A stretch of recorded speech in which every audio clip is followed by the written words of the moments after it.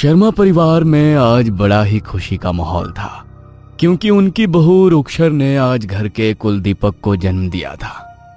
भगवान ने आज सबसे बड़ी खुशी दे दी मुझे। अपने पोते का चेहरा देख लिया। अब तो मर भी जाऊं तो भी कोई गम नहीं। आप ऐसी बातें मत कीजिए माँ जी। मैं तो चाहती हूँ कि आप इसके भी बच्चों को अपनी गोद में खिलाएं। घर में खुशियों की ये बातें चल ही रही थी, तभी घर के दरवाजे पर दस्तक हुई। मधु ने जाकर दरवाजा खोला तो उनके घर के बाहर बधाई लेने के लिए किन्नर आए हुए थे। मधु ने उन्हें घर के अंदर बुलाया। अब आप लोग भी मेरे पोते को अपना आशीर्वाद दे दीजिए कि ये सदा स्वस्थ रहे और खुश रहे। अरे हाँ हाँ माताजी, हाँ हाँ, हम इसे आशीर्वाद देने ही तो आए हैं। लाओ बहू रानी, जरा मुन्ने को हमारी गोद में दे दो। रुक्षर ने अपने बेटे को उनकी गोद में दे दिया। वो अपने हाथों से उसकी बलाएं उतारने लगी, मगर तभी उसका चेहरा अचानक से बिल्कुल गंभीर हो गया, जैसे कोई चिंता भरी बात उसके मन में आ गई हो। क्या हुआ?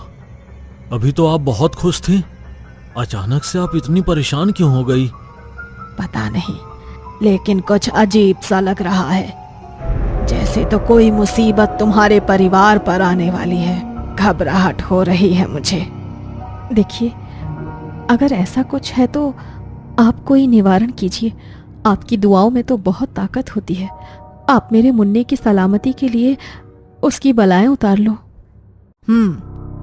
मैं तुम्हें एक रक्षा पोटली देती हूँ। तुम इसे अपने घर की चौखट के बाहर गाड़ देना। जब तक ये तुम्हारे घर की चौखट के भीतर गड़ी रहेगी, कोई तुम्हारा कुछ नहीं बिगाड़ पाएगा। किन्नर ने रोहन के हाथ में वो रक्षा पोटली पकड़ा दी और बच्चे के सर पर अपना हाथ फेरकर वहां से शगुन लेकर चली गई। उनके जाते ही रोहन ने अपने घर के बाहर अपनी चौखट के नीचे गड्ढा करके उस रक्षा पोटली को गाड़ दिया। मगर उस किन्नर की कही हुई बातें कहीं ना कहीं अभी भी उनके दिमाग में घूम रही थी, जिससे रुक्षर का मन बार बार बेचैन हो रहा था। पता नहीं, लेकिन मुझे अभी भी बार बार घबराहट हो रही है। किन्नर माता की कही हुई बातें बस मेरे दिमाग में घूमे जा रही हैं। कौन सी अनहोनी, कैसी अनहोनी, आखिर कहना क्या चाहती थी वो? ऐसी बातों को ज्यादा ध्यान नहीं देते बहू, और वैसे भी उन्होंने हमारी रक्षा के लिए घर की चौखट के नीचे रक्षा पोटली तो गड़वा ही दी है ना। तो तू क्यों इतनी चिंता कर रही है? ज्यादा मत सोच। जो खतरा आने वाला था वो टल गया है। बस भगवान का नाम ले और मुन्ने का ध्यान रख। मधु के समझाने के बाद भी रुक्षर का मन शांत नहीं हो रहा था। रात को मुन्ने को सुलाने के बाद रुक्षर भी बहुत थक चुकी थी।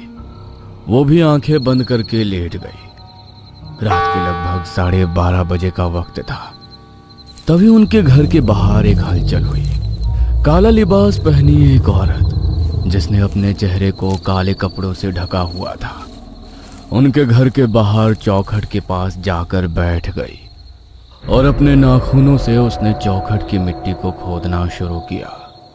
तुझे क्या लगता है मेरी जिंदगी बर्बाद करके तू खुश रह पाएगी? जो खुशी तेरी वजह से मुझे नहीं मिली और जो मैंने तेरी वजह से खोया है, वो सब मैं तुझे भी नहीं मिलने दूंगी। कभी खुश नहीं रहने दूंगी मैं तुझे। आज से तेरी बर्बादी का समय शुरू हो गया है। बस अब तू अपनी उल्टी गिनती गिननी शुरू कर दे।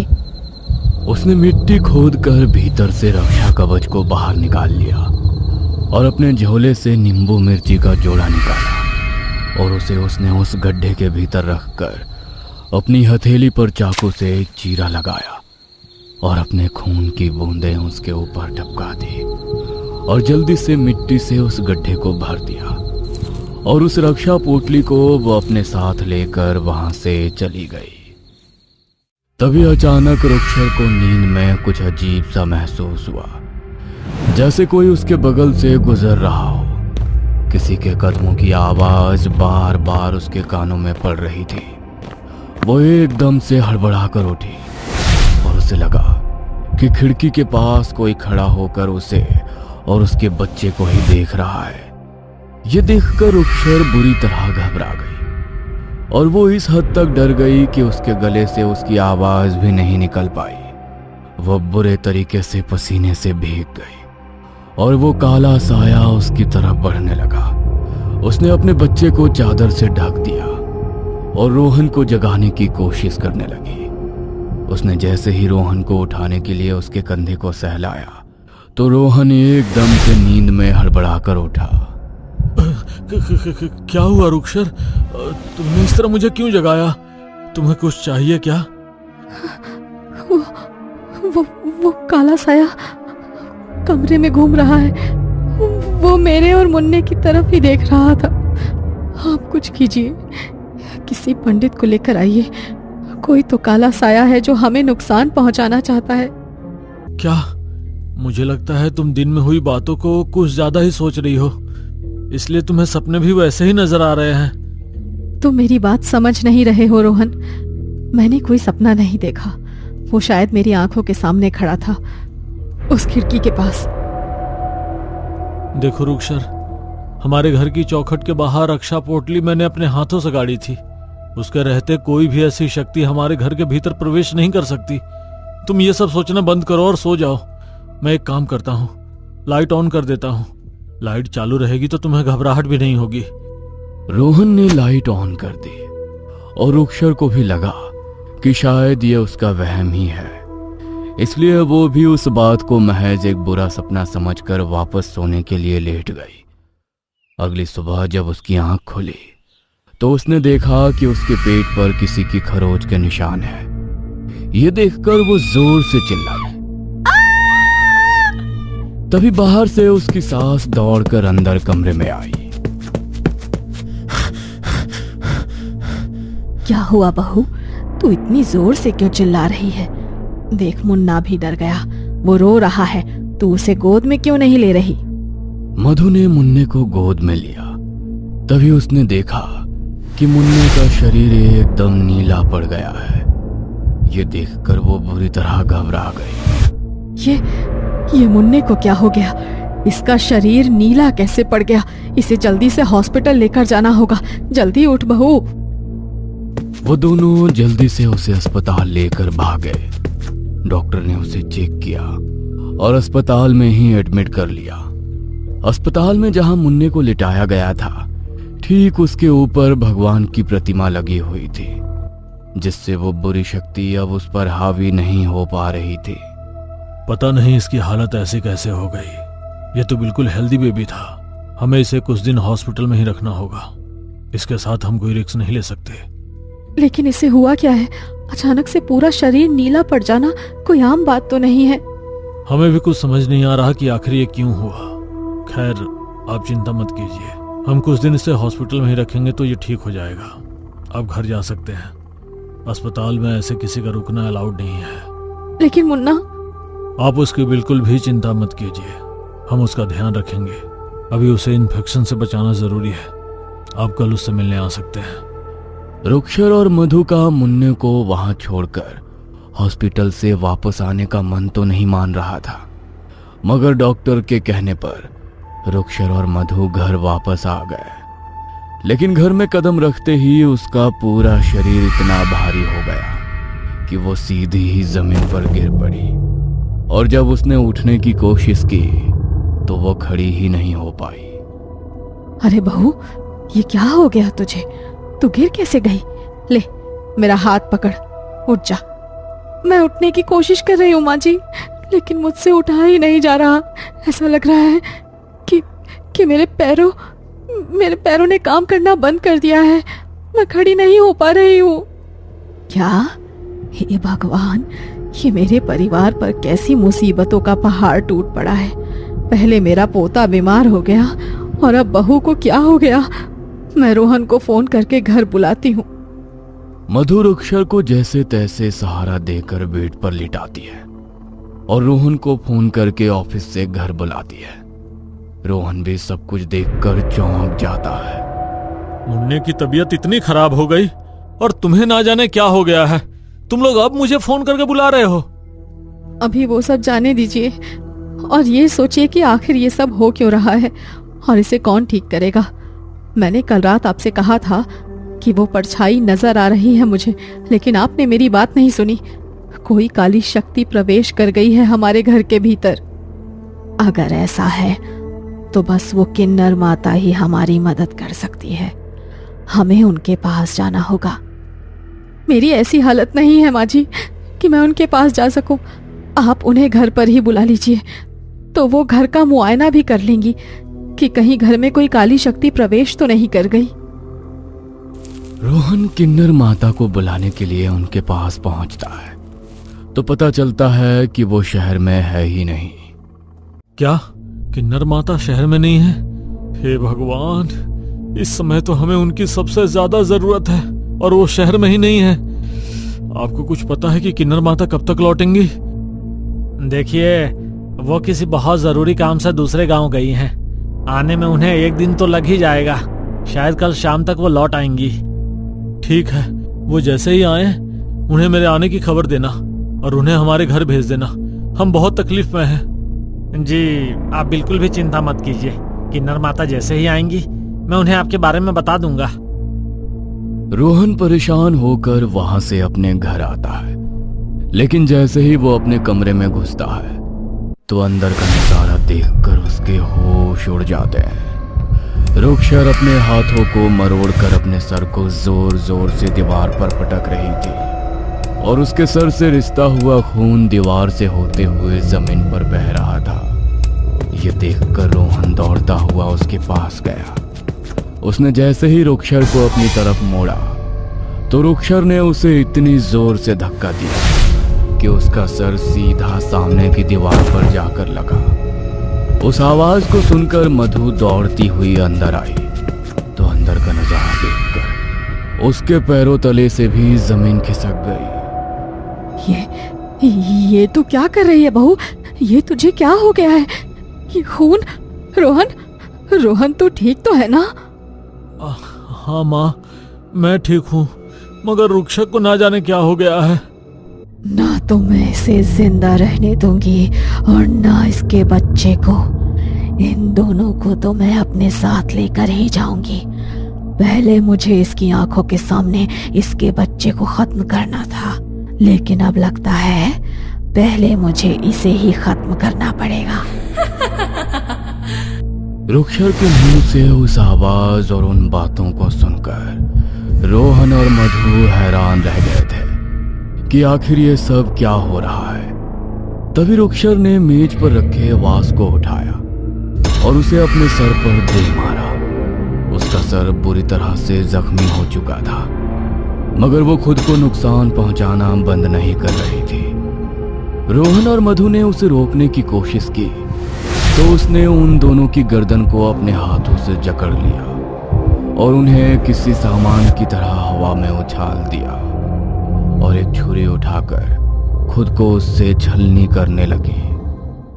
हे भगवान, तेरे रहते ये सब क्या हो रहा है? मेरी बहू की रक्षा कर, किसी को हमारी मदद के लिए भेज भगवान, हे भगवान। मधु के इतना कहते ही उनके दरवाजे पर एक दस्तक हुई।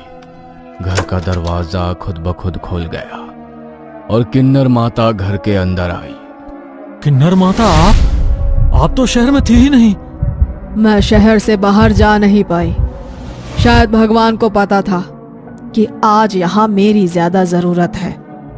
किन्नर माता ने घर के हर कोने में सिंदूर का छिड़काव किया और जैसे ही वो सिंदूर रुक्षर के ऊपर पड़ा तो वो जोर जोर से चीखने लगी और घर से बाहर भागने की कोशिश करने लगी। मगर तभी घर का दरवाजा अपने आप बंद हो गया और किन्नर माता ने अपना सिंदूर से भरा हाथ रुक्षर के सर पर रख दिया और जोर जोर से चीखती हुई रुक्षर वहीं पर बेहोश होकर गिर पड़ी। किन्नर माता ने उसे बिस्तर पर लेटाया और उसके बिस्तर के चारों कोनों पर सिंदूर से बंधन कर दिया ताकि वो वहां से उठ ना पाए। वो जल्दी से बाहर आई और उन्होंने घर के बाहर जाकर घर की चौखट के नीचे की जमीन को खोदना शुरू किया और उन्हें जिस चीज का शक था वही हुआ। चौखट के नीचे उन्हें रक्षा पोटली नहीं बल्कि नींबू मिर्ची मिले जो अभी भी ताजा थे, जिन पर किसी के खून की बूंदें टपकी हुई थी। मुझे लगा ही था कि किसी ने जानबूझकर कुछ किया है। किसी ने मेरी दी हुई रक्षा पोटली यहाँ से निकालकर टोटका किया हुआ नींबू मिर्ची अपने खून का छिड़काव करके यहाँ पर गाड़ दिया, जिस वजह से कोई अतृप्त शक्ति तुम्हारे घर के भीतर प्रवेश कर गई।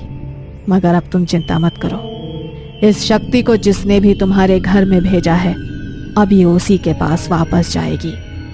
किन्नर माता ने कुछ मंत्रों का उच्चारण करते हुए वो नींबू मिर्ची घर के पीछे ले जाकर अपनी हथेली में उसे फोड़ दिया और उसे जला दिया।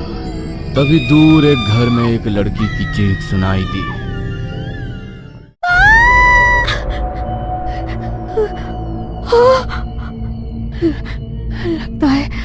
लगता है किसी को वो नींबू मिर्ची मिल गया है और किसी ने मेरे टोटके को मुझ पर ही वापस भेज दिया है। अब मैं क्या करूं? ये शक्ति तो मुझे मार डालेगी।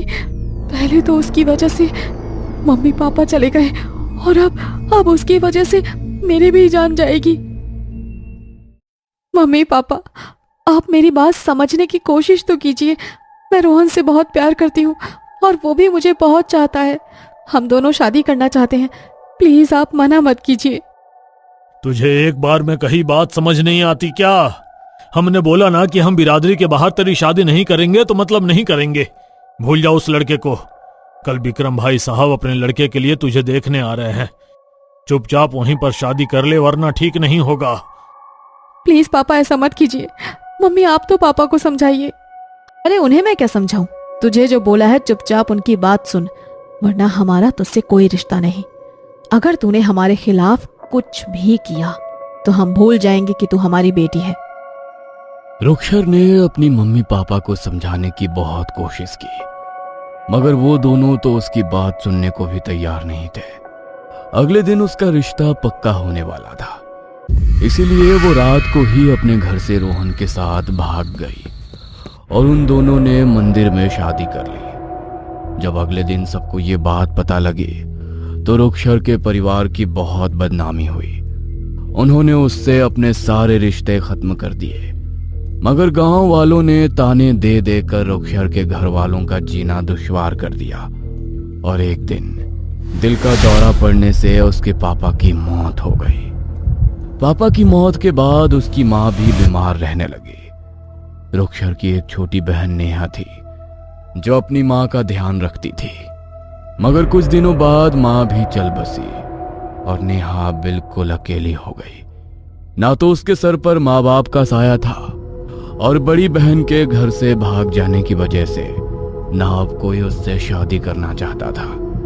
वो बिल्कुल अकेली हो गई और रुक्षर को इस सब का जिम्मेदार मानने लगी। इसीलिए वो अब बस उसे बर्बाद कर देना चाहती थी। मगर उसने रुक्षर को बर्बाद करने के लिए जो किया था वो क्रिया उसी के ऊपर उल्टी पड़ गई। उस अतृप्त आत्मा ने उसे घेर लिया। तभी घर के भीतर रोहन और किन्नर माता ने प्रवेश किया। किन्नर माता ने पूरे घर में सिंदूर का छिड़काव किया और एक कलश में उस अतृप्त आत्मा को बांध लिया। उस नींबू मिर्ची को जलाते हुए ही मुझे सब समझ आ गया था। तुमने जो भी किया उसमें तुम्हारी बदले की भावना जरूर थी, लेकिन जब मैंने ये सब तुम्हारी बहन को बताया तो उसका दिल पसीज गया। उसी ने तुम्हें बचाने के लिए मुझे यहाँ भेजा है। वो उसकी गलती थी, लेकिन उसने कुछ भी जानबूझकर नहीं किया। तुम्हारे माता पिता के साथ जो हुआ उसका दुख सबको है, मगर तुम अपनी बहन को दोषी मत मानो। इस सब में उसकी कोई गलती नहीं। नेहा जोर जोर से रोने लगी और उसे अपने किए पर बहुत पछतावा हुआ। जब रुक्षर को उसकी हालत का पता लगा तो उसने उसे अपने पास ही रख लिया और उसके मन में जो भी मैल था अपनी बहन से मिलने के बाद वो सब धुल गया। रुक्षर और रोहन ने मिलकर एक अच्छे लड़के से उसकी शादी करा दी और उसे भी अब एक नई जिंदगी मिल गई। दोस्तों, कहानी तो देख लिया आपने, पर अभी तक चैनल को सब्सक्राइब नहीं किया। प्लीज सब्सक्राइब करें और एक छोटा सा कमेंट करें। आपका हर एक कमेंट हमें और अच्छे अच्छे वीडियो बनाने के लिए मोटिवेट करता है और YouTube को भी लगता है कि ऑडियंस हमारे चैनल को पसंद करती है। शुक्रिया। हम फिर मिलेंगे अगले शनिवार एक नई डरावनी कहानी के साथ।